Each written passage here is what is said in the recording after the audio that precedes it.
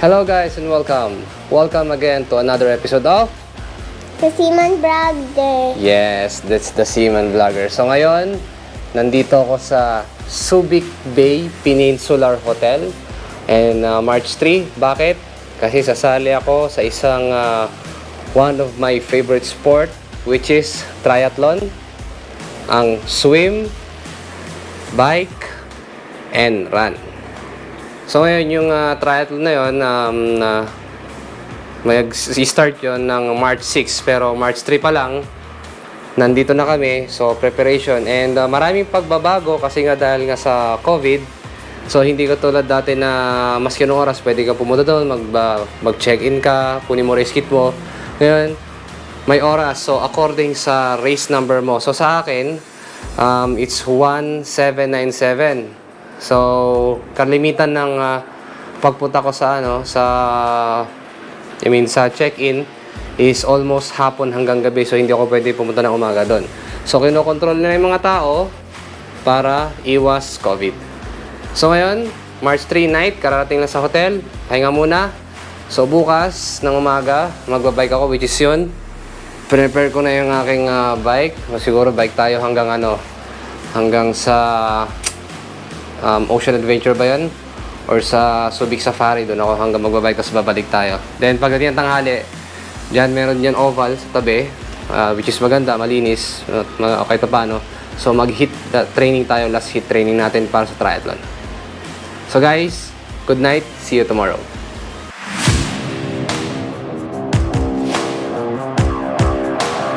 Good morning guys! So, loob ng Subic.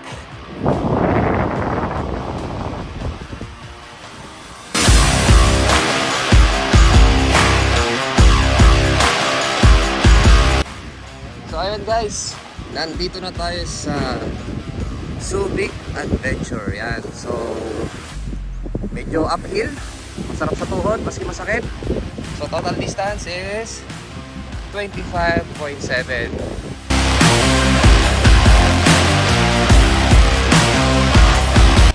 At ayan guys, natapos ang ating bike morning ride. So ang total distance ko is 46.09 kilometers. More on uphill, which is the best kasi na-miss ko din yung mga uphill. Maski mahirap, gusto ko ang uphill. And usually, pagdating sa race is around 15 kilometers from swim leg hanggang Tipo Expressway. Yan yung parumal-dumal na uphill. So ngayon, rest muna tayo. Medyo mainit ngayon dito sa Subic. Mamaya, mag-araran naman tayo.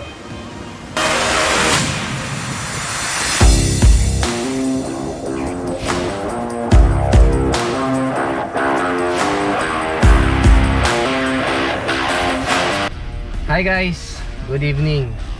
So it's Friday, March 4.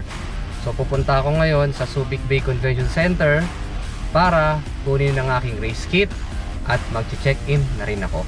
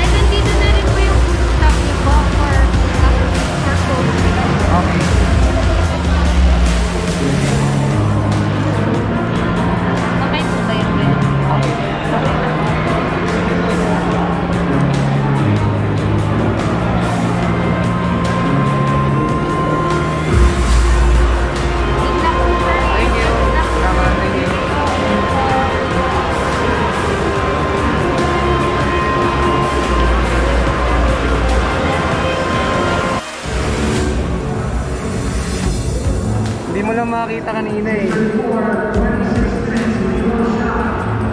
Okay. Alright.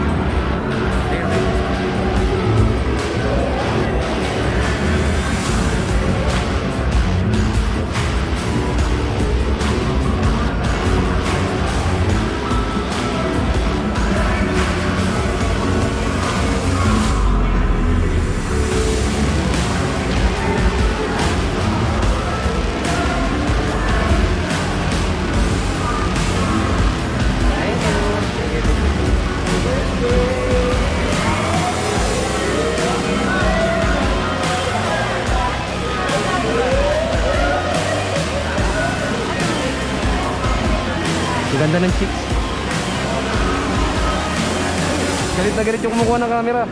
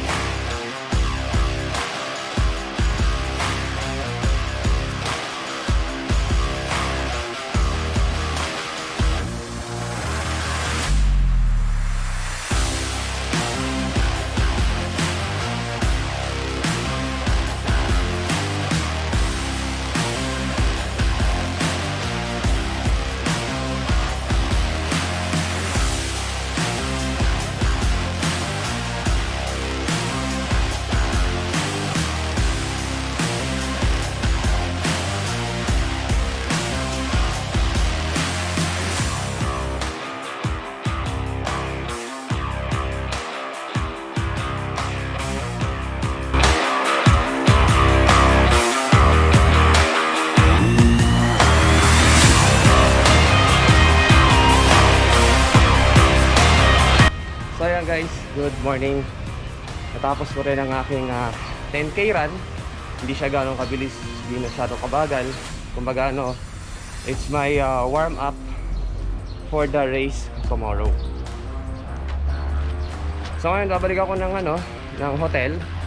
Then mamayang hapon, ilalagay na natin yung mga gamit natin sa transition 1 at saka transition 2 for the race tomorrow. Tapos yung pala, naalala ko, shoutout pala sa pare ko na si Glenn Abane. So bro, na shoutout na kita as your requested.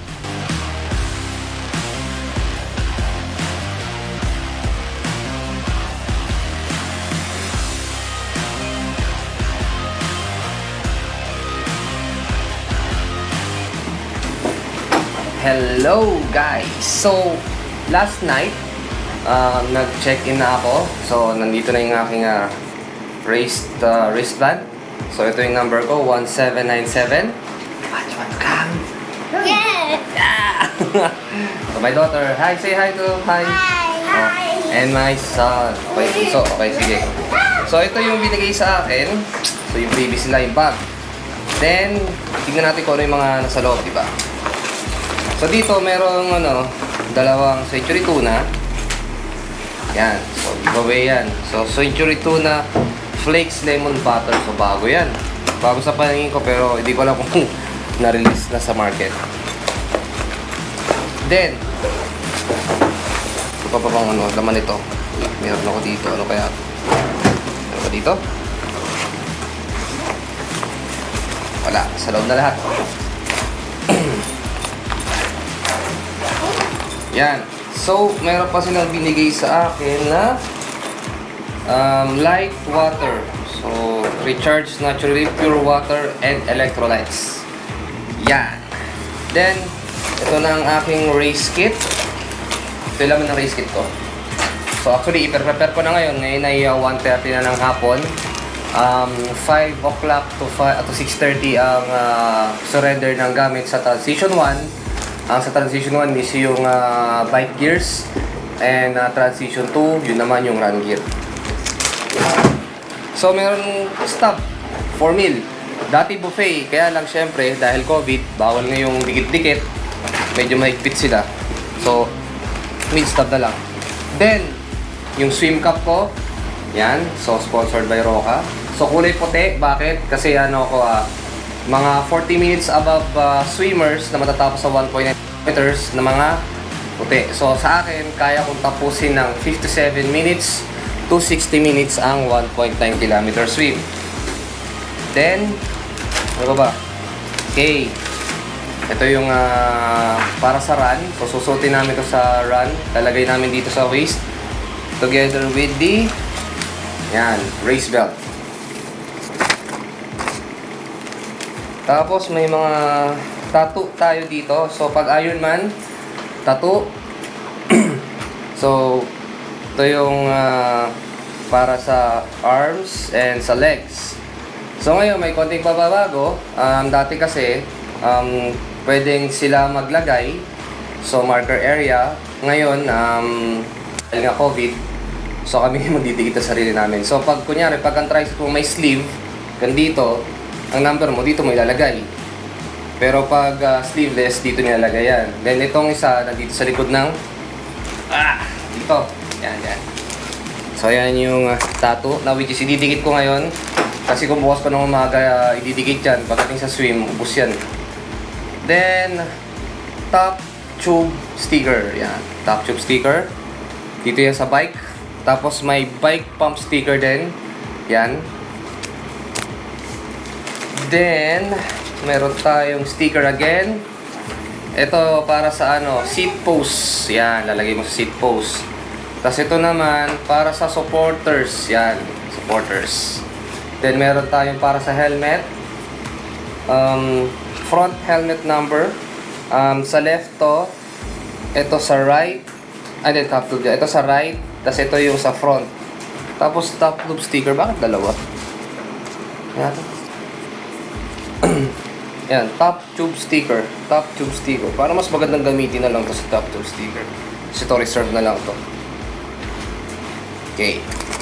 Tapos may mga bag dito. May kanya-kanyang corresponding yung mga bag dito. Hindi lang siya basta bag. Tingnan natin ha. So ito yung bike bag na tinatawag. So ito yung nasa transition 1 siguro. Tapos sa swimming, magbabike tayo ng 90 km. So lahat ng gears mo para sa bike dyan ilalagay. Tapos run bike. Run plastic bag. Dito naman lahat run gears mo. Rubber shoes, di ba, running shoes.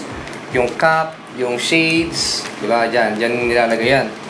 Then, itong isa is street gear. Ano ibig sabihin street gear? Yan yung mga extra gamit mo. So, dito mo ilalagay. So, pag kunyari, tapos ka na sa pag-fix ng bike mo sa madaling araw, dito mo ilalagay lahat. Tapos, ibibigay mo siya doon sa mga marshal.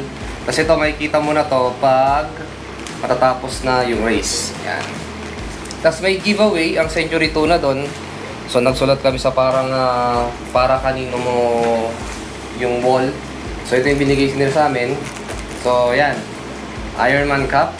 Bago. Diba? Bago siya. May dito. Tsaka dito. Dati wala yan eh. Then, ano ba yung syempre, Century Tuna, diba? Yan. Skyflakes. 3 or 4 na Skyflakes meron. Tapos, breadsticks. Who likes breadsticks? Do you like bread? Do you like breadstick? Okay. How about you? Do you like Skyflakes? Ikinit. Yan. Tapos, ano to? Enjoy this loot by whipping up a simple snack before the big race. Race safe. Uy! O nga no. Gawin ko kaya yan. Mamaya, kakain tayo ng ganyan. Tapos, yun nga, meron ulit tuna na dilata. Yan. So, may hot and spicy flakes in oil. So, 4 na. Pan-diet. Hindi na ako bibili. Then, lastly is yung mayonnaise. Yan. So, yan. Yan yung mga katanggap ko kahapon nung nag-check-in ako. So, ngayon, ipiprepare ko yung bike ko. Papakita ko sa inyo kung anong may itsura niya pag nilagay ko yung mga yung mga ganyan na yan. So guys, na-prepare ko na yung mga things ko, mga equipments ko. So ipapakita ko sa inyo kung ano yung setup ko. Yan, so ang bike ko ito. So ganyan yung setup niya. Yan. So, ito yung sticker na sinabi ko sa inyo. Then, ayun. Tapos, meron akong bag dito. Ang laman dapat yan is Gugel. Pero, ang problema ay nagkakaubusan or ubus na, wala na. Pero, usually dati meron sa Ironman Village. Pero, ngayon wala dahil nagagaling sa pandemic. So, ang mangyayari sa akin is Cloudline na lang ang gagamitin ko. Tapos, yan yung tools ko and extra lube, extra interior kasi may interior sa akin. Hindi ako tubeless. Mas gusto ko yung may interior kasi mas madaling palitan. Even though hindi siya kasing bilis ng mga tubeless. Tapos, meron din ako ditong spare na puncture kit. Tapos, nandiyan na rin yung mga CO2 ko. Tapos, nandito rin yung mga Allen keys. Tapos, meron akong spare or extra na pump. Ayan, makita nyo. Yan, may pump ako.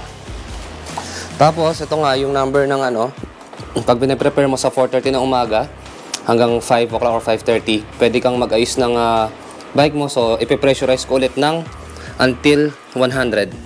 So, ngayon, mababa pa yan. So, ayan yung ko. Sa akin, mas kung meron akong hydration bag, especially uhawin ako. So, meron akong 2 liters dyan. So, along the way, sa every 15 kilometers, meron na magbibigay ng mga bike bottle na may tubig. So, dito ko siya ilalagay. Dito, tsaka meron akong spare dyan. Tapos, so ang bike gear ko, ito lang, helmet lang ilalagay ko. Yan. So, nilagay ko na rin yung sticker. Yan. Tapos, sa run gear ko, ito. So, yung sapatos, nandyan. Tapos, yung shades ko. And mayroon ulit akong Cloud9 na dapat Gugel.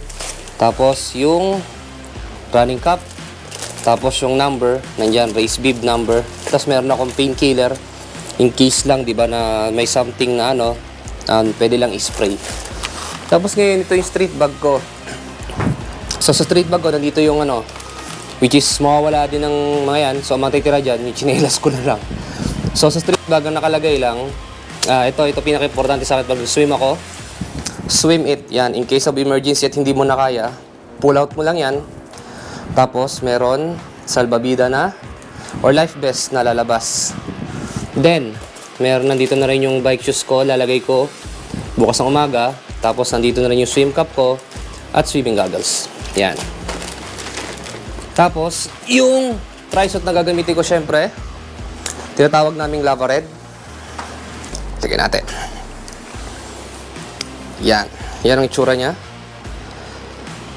So, PMM Multi-Sport. Diba? Sa likod. Itsura sa likod. Yan. Yan. Tapos, pag swim kasi, nakapatong to. Itong Roka. Swim skin. So, allowed naman siya pag may swim skin ka. Yan. So, ayan yung Roka swim skin. So, parang mas mabilis ka lang ng konti sa tubig. So, pag magbabike na ako, tatanggalin ko na siya. Which is, makikita nyo during along the race.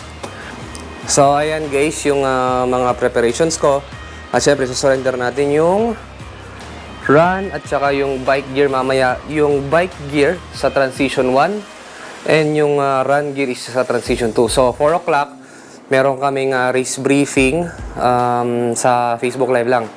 So, still have COVID. So, dati masaya talaga eh. Ang daming tao sa Ironman Village, sa merchandise. Ngayon, halos walang katao-tao. Tapos, lahat through online.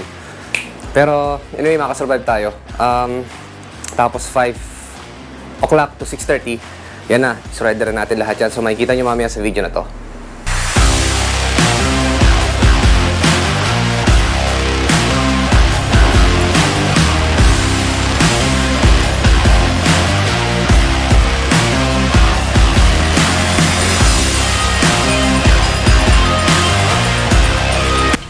Disinfect. Sige. Yun, ayos, bagong-bago. Thank you po. Thank you. So guys, disinfect para safe. Kasi medyo stricto ang AITF ngayon sa Ironman event. So, makapunta sa loob at check in na natin ang bike. Hi guys! Wala pa. Okay guys, so sabi, punta na tayo sa letter I. Tapos pinicturean ng official photographer yung bike natin. So makikita natin yan. Wow, di ba? So I, ayun yung I. Yan. So I. Okay. Dito ako. 1779. 1797, di ba? So 1762. Okay. 1762. Baliktad. Dito ako. Mali. Dito pala. Okay, ay, sorry. Sa blue carpet. 1770. 9 na lang.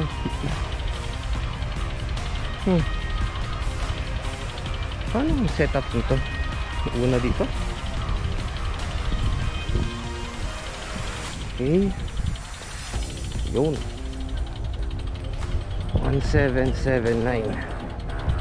Alright. 1779. Oh, bakit ibang 1797. Okay, sorry. Mali pala. Kaya nag-gold ako eh. Spain. 97. Nandun sa dulo. Ang layo pa pala. Diyos ko.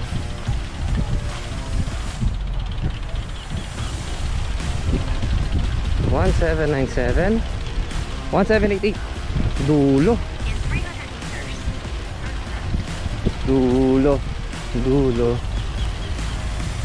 At eto siya. 1797.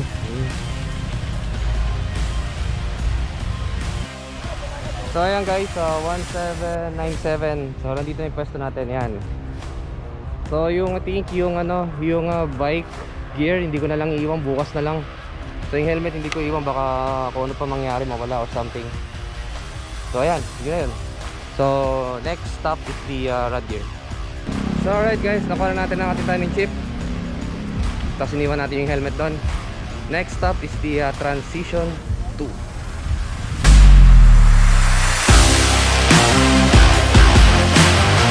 Oh, 1797. Ano kaya to? Ay, siguro 1797. Ay yata, no? 1797. Letter B po, sir. Ah, B. Dulo. Okay, good. Thank you. Finally, nakita rin yung 1797.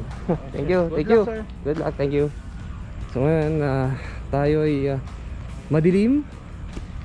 Tapos maglalakad tayo pabalik ng car.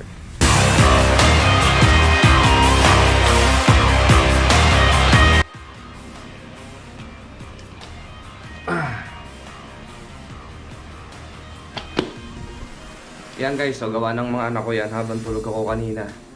So it's Sunday 4:24 ng umaga, race day. So 4:30 open nila yung bike transition para ayusin namin yung mga bikes. So meron pa ako mga gears dito na kailangan yung mga bikes. Ayan, nandyan. Nasa street gear bag ko. Ilalagay natin yan. Tapos ngayon mag-quick breakfast lang ng konti. Hindi masyado marami dahil baka mamaya mabigat sa swimming. So let's go. After you swim, when you come out of the swim area, you go back to that table. You get that. Ayun. Hi guys, so swimming 40 minutes more.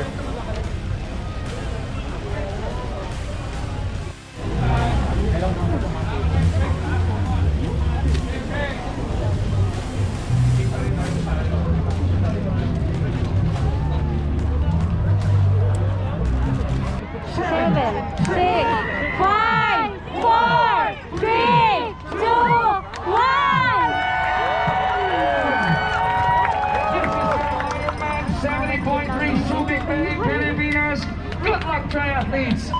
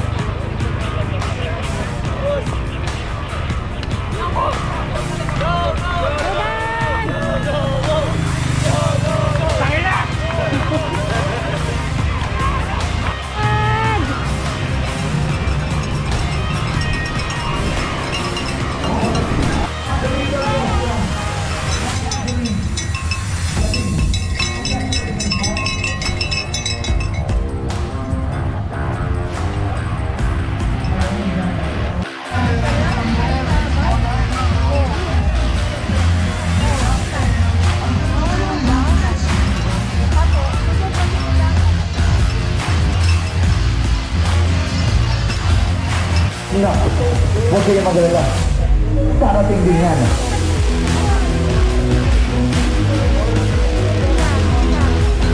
We say hello to Napoleon too. Napoleon Luna. Sir Napoleon, welcome back.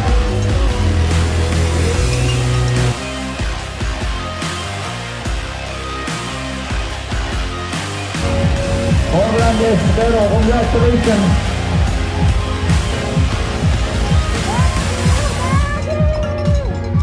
We got Melissa, Felicitas, Rosella. But first, Orlando Espero. We gotta welcome Orlando Espero. Orlando Espero, congratulations. Melissa, Rosella, are you here?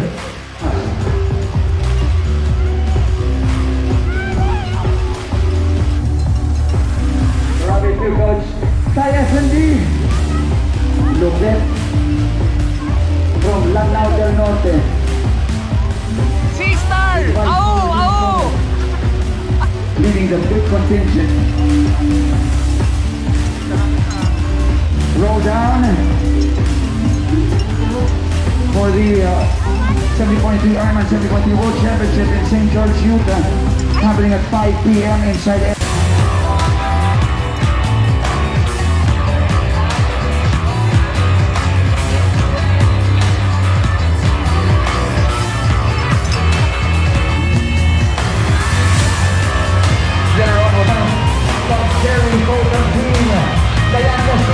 Congratulations, Dan.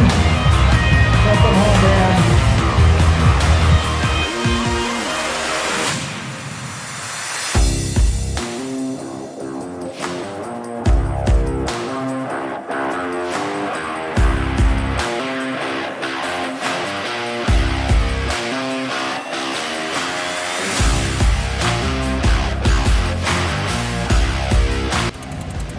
So ayan guys, natapos ko yung 70.3 Ironman Subic.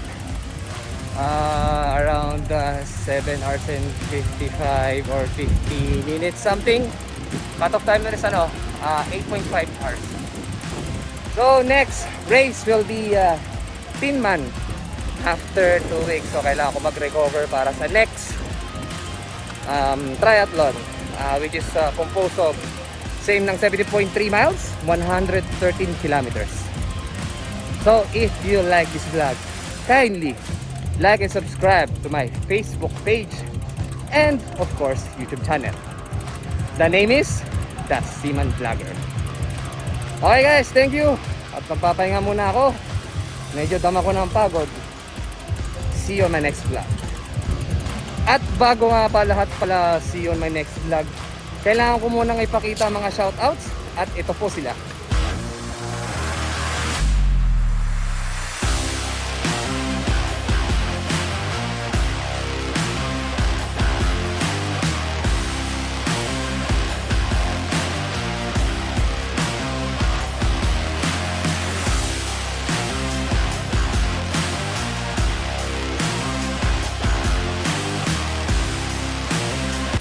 Ayan guys, so kung gusto niyo shout out, kindly comment below dito sa baba.